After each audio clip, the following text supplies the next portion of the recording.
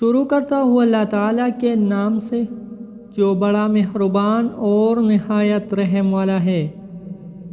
حضرت ابن عمر رضی اللہ تعالیٰ عنہ فرماتے ہیں کہ ہم رسول اللہ صلی اللہ علیہ وسلم کے ساتھ نماز پڑھ رہے تھے کہ جماعت میں سے ایک آدمی نے کہا، اللہ اکبر کبیرا والحمد للہ کثیرا وسبحان اللہ بکرۃ واصیلا۔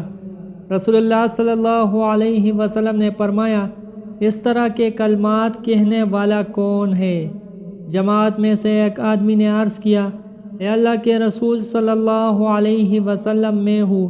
آپ صلی اللہ علیہ وسلم نے فرمایا کہ مجھے تعجب ہوا کہ اس کے لیے آسمان کے دروازے کھولے گئے۔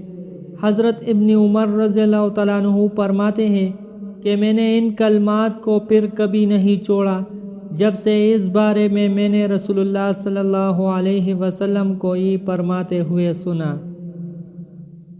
پیارے دوستو، اللہ تعالیٰ ہم سب مسلمانوں کو ان حدیث مبارکہ پر عمل کرنے اور اپنی زندگیوں کو سنوارنے کی توفیق دے۔